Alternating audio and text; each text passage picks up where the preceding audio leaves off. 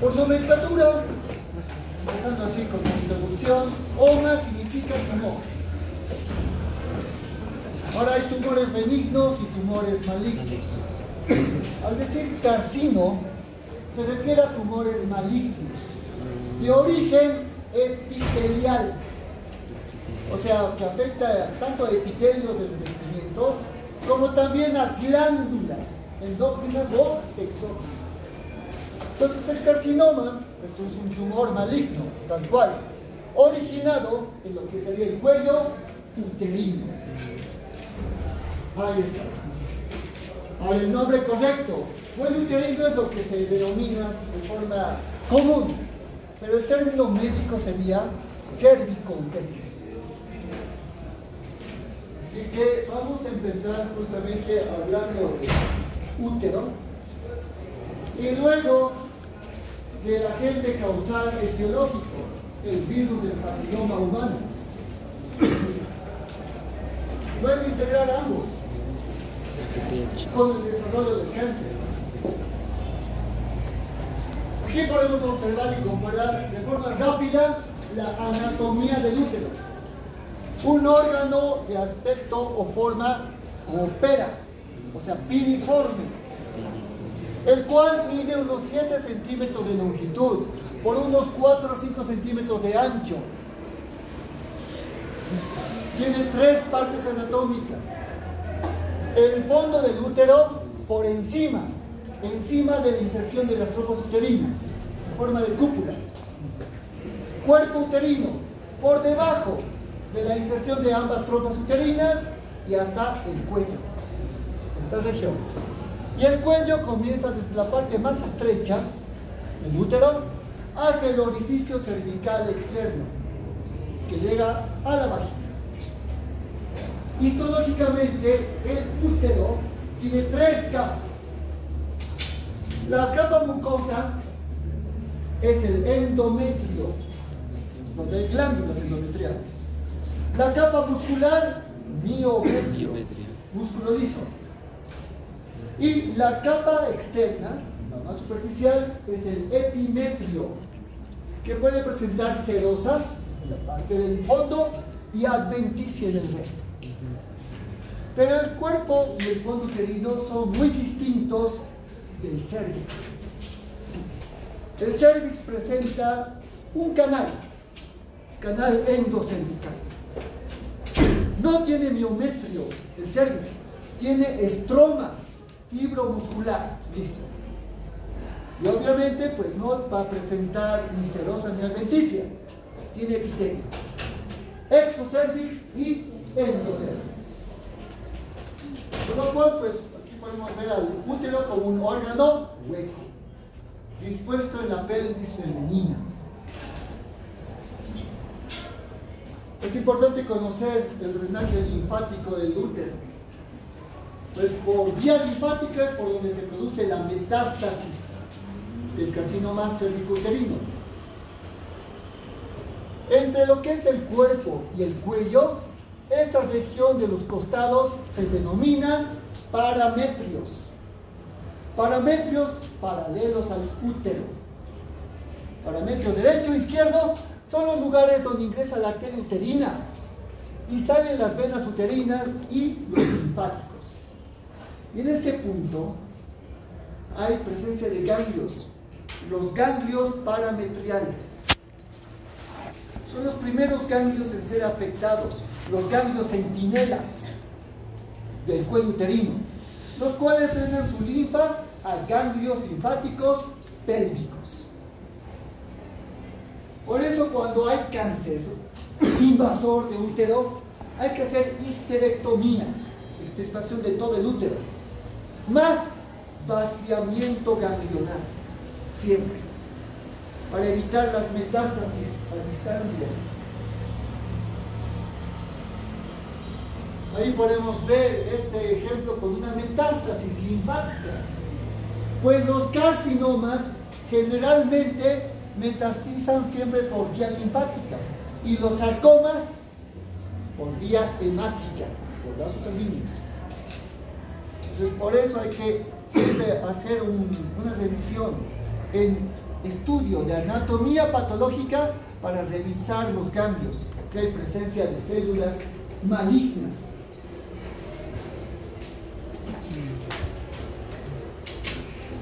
Todas estas imágenes y lo que estamos viendo en esta presentación lo he sacado de artículos recientes, de 2020 para adelante. Y aquí podemos observar en esta imagen 3D cómo se observa el cuello uterino. Porque aquí vamos a enfocarnos. Cuello uterino, pues con sus dos partes. El exocervix, que estaría por fuera, esta superficie, y el endocervix, en el canal interno, dentro del cuello. Y podemos observar que este canal endocervical tiene dos orificios cervicales, los cuales serán el orificio cervical interno y externo. El orificio cervical interno comunica canal endocervical con la cavidad endometrial o cavidad uterina. En cambio, el orificio cervical externo comunica el canal endocervical con la vagina.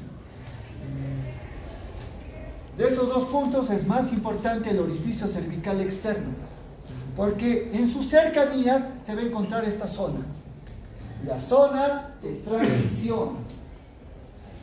Es ahí donde se origina el cáncer, en esa pequeña zona. Pues esta zona es la transición de dos epitelios distintos.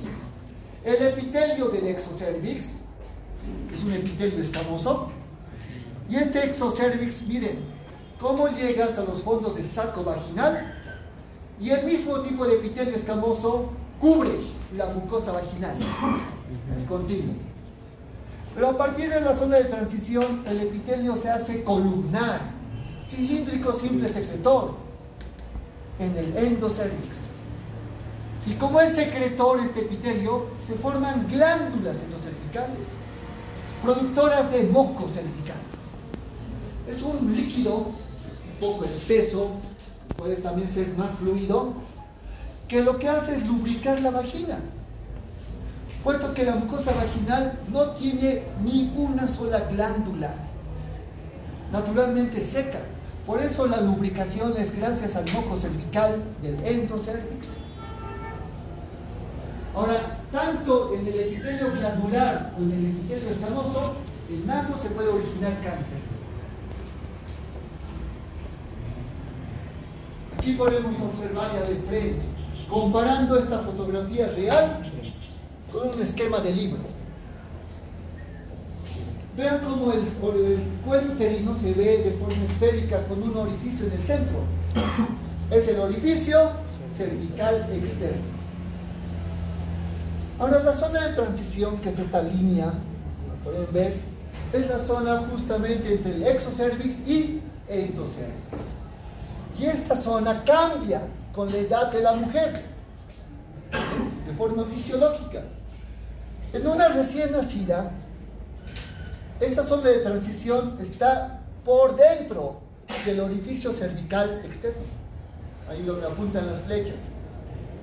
A eso se le llama intropion, ¿no? De adentro.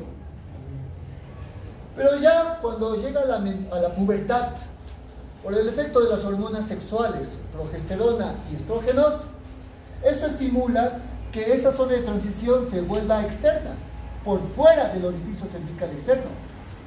A eso se le llama ectropion. ¿No? De afuera. Ectropion. Entonces ahí la zona de unión escamocolumnar es externa, como podemos observar acá. Ahora, en la edad reproductiva de la mujer, o sea, ya en la etapa adulta, vemos que todavía la zona de transición se hace o se mantiene externa, en ectropio. Pero cuando llega la menopausia y ambas hormonas sexuales comienzan a bajar, la zona de transición vuelve a ser interna, dentro del canal endocervical. Entonces vuelve al intropio finalmente. Y aquí vamos a comparar, miren, este útero, con este color rosado, liso, brillante, con este. Esto no es cáncer. Lo que estamos viendo acá es el cuello uterino de una mujer adulta, en el cual podemos ver el exocervix, rosadito, el endocervix, este es el epitelio columnar más rojizo, y esta zona es la zona de transición, escamo columnar. Bien, entonces por eso sabemos que la mujer obviamente está en su etapa reproductiva. En cambio, ese cervix puede corresponder tal vez a una mujer en menopausia, puede corresponder a una niña antes de la pubertad. ¿Por qué? La zona de transición es más interna, está en politropio.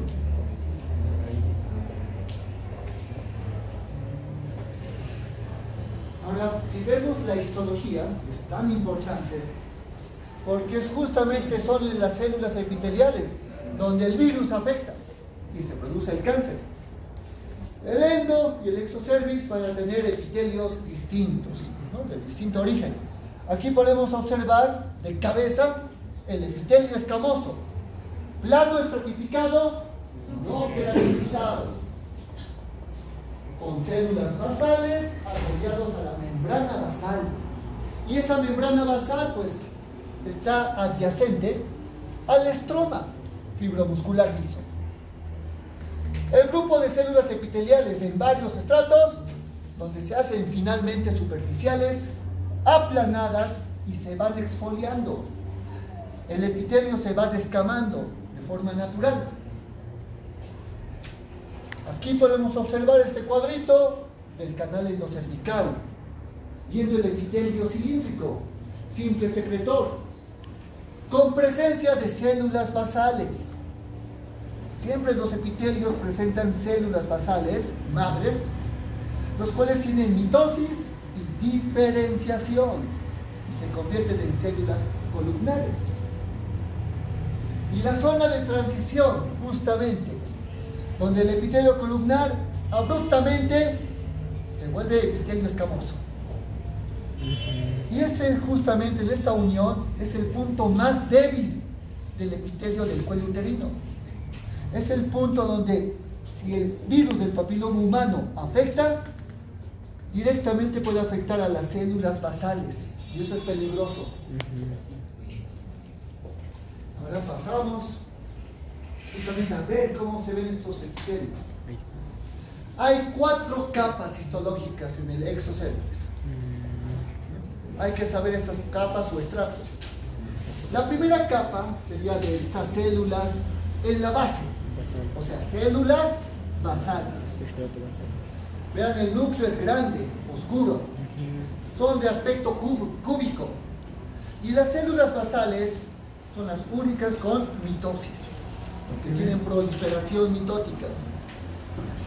Acá, en esta zona, encontramos a las células parabasales, paralelas a la base. Serán las células hijas que han nacido por mitosis. Las células parabasales ahora lo que hacen es subir, ascender a la superficie. Y en ese ascenso forman la capa intermedia. O sea, hay células intermedias que cambian su forma para volverse planas. Y el núcleo se hace cada vez más reducido de tamaño. Llegando a la última capa, la capa superficial, donde las células son totalmente planas y el núcleo picnótico, un núcleo pequeño y muy condensado, picnosis, y luego se desprende. En la otra imagen, aquí podemos ver el estroma.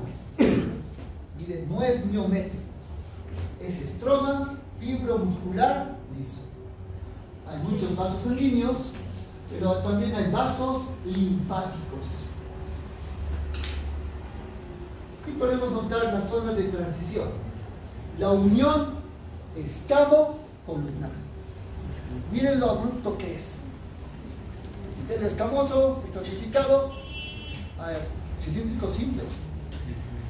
Por eso es el punto más débil. Acá en el estroma hay presencia de múltiples glándulas endocervicales, todas con secreción, mucosa. Vean los citoplasmas claros, ¿no? Mucosas.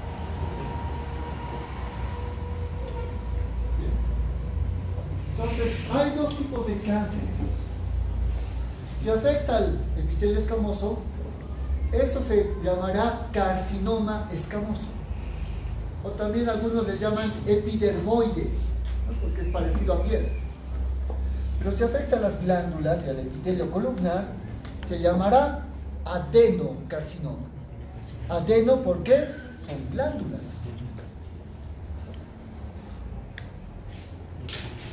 Ahora vemos el agente etiológico, agente que causa cáncer.